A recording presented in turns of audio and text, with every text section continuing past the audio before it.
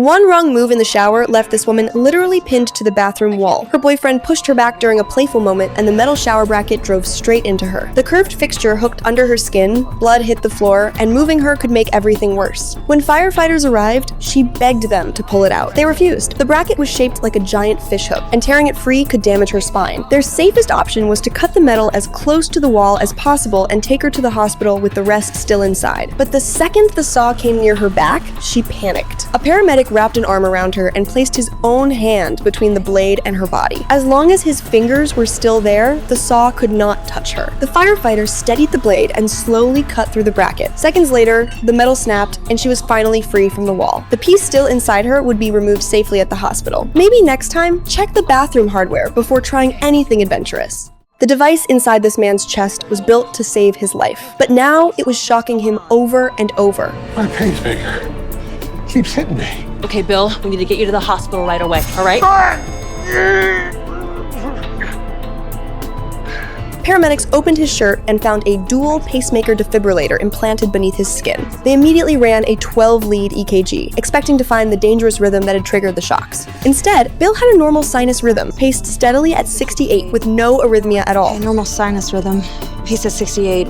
No arrhythmias. His heart was not setting the device off. The implanted defibrillator itself was misfiring. Bill estimated that it had already shocked him about 10 times, and the paramedics warned that he might not survive many more. Then, another discharge hit, and he lost consciousness. He's unconscious. Most patients can't survive more than 15 shocks. If we can't stop this defibrillator, he's not gonna make it to med. The only way to disable the implant without surgery was to trigger its safety mode with a powerful magnetic field. There was no clinical magnet in the apartment, but a magnetic knife rack was mounted on the wall. The paramedic removed the blades and tore the entire strip free with her bare hands. Her partner placed external defibrillator pads on Bill first, because once the implant was disabled, they needed a backup if his heart failed. She pressed the magnet directly over the device. The warning beep stopped, the shocks ended, and Bill finally woke up. It's working. Okay, let's get him on the stair chair and get ready to pace him. Copy. All right, Bill. Let's get you to med. A magnet ripped from the wall shut down the malfunctioning device just long enough to save the man it was supposed to protect. The mother confessed to burning down the family restaurant, but then her daughter interrupted with 3 words: "I did it." This restaurant was everything her parents had built from nothing, so why would their own daughter blow it up? When Firehouse 51 reached the scene, someone was already calling for help from the 2nd floor. The truck company was still 2 minutes away. What's your ETA? 2 minutes out! All right, we can't wait that long. The whole building's gonna be in flames by then. Doherty, Clarence, cover us. Ritter, grab your Halligan. We're going in. They found the trapped tenant, Cody, and started moving him toward the exit. Then, the building exploded. Ritter, evacuate now! Copy that.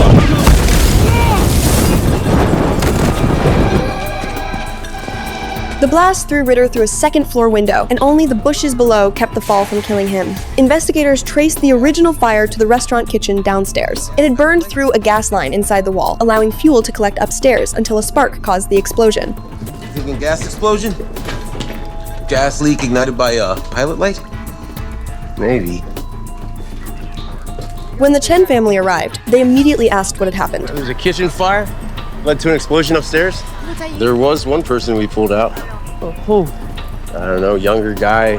That's Cody. They quickly turned their suspicion toward Cody, the tenant they had just evicted. Cody rented the apartment upstairs from us, but he was a bad tenant. He threw ragers at night, refused to pay his rent. My parents were finally able to get him evicted last week. He was a problem tenant who threw parties, stopped paying rent, and had finally been evicted the week before. He's all right for now. Alert and aware. They're gonna run a CT scan on him. Yeah, and a couple more tests, some blood work to check for his internal injuries. I'll tell you, that is one tough kid. That fall would have cracked me in half. After Ritter survived, the new chief stressed that the blast had nearly killed a firefighter, and that the person responsible had to be found. Ritter could have been killed. It's only by the grace of God that he landed in those bushes. Listen, if this was arson, you need to find out who did it.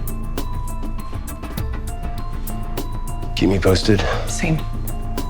Cody admitted that he had threatened the family and returned that morning to collect his belongings, but he denied setting the fire. Did you make any threats? I might have. But I wasn't dumb enough to burn the place down. What the hell were you doing there this morning? I left some stuff behind, so I dropped by this morning to grab it. Next thing I knew, the building was lit up. He also remembered hearing a car speed away just before the smoke appeared. More importantly, Cody said the older couple had been arguing constantly. The old couple was always arguing, night and day. I was glad to get out of there.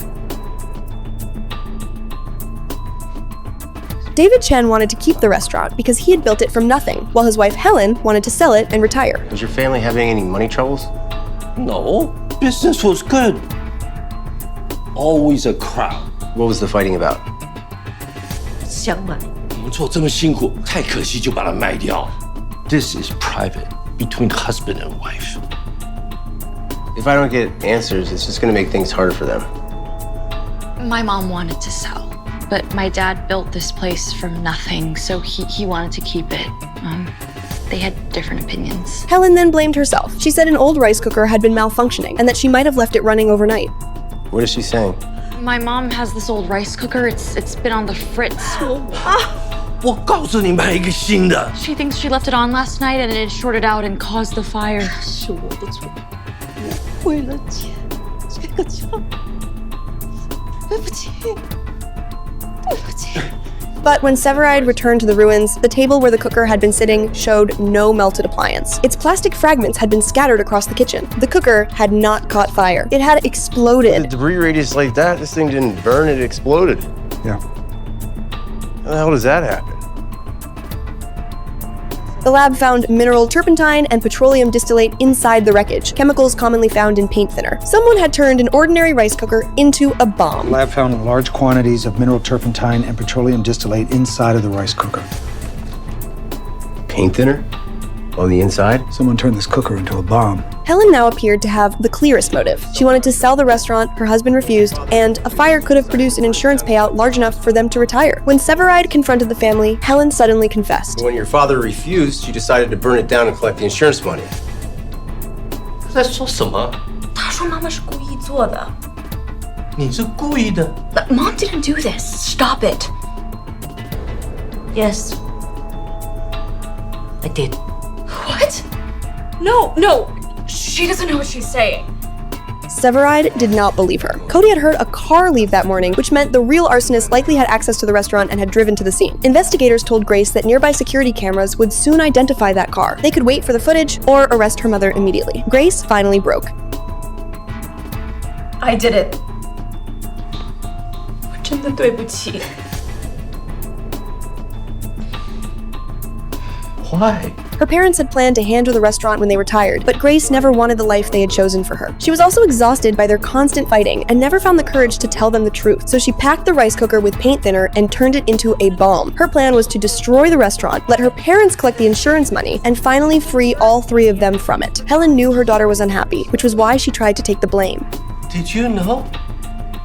I do. Grace was unhappy. But Grace's attempt to save her family nearly killed Cody and almost cost Ritter his life. In the end, Grace was taken away while her parents watched everything they had tried to protect collapse around them. She did not just destroy a restaurant. She destroyed the last escape route left by years of silence.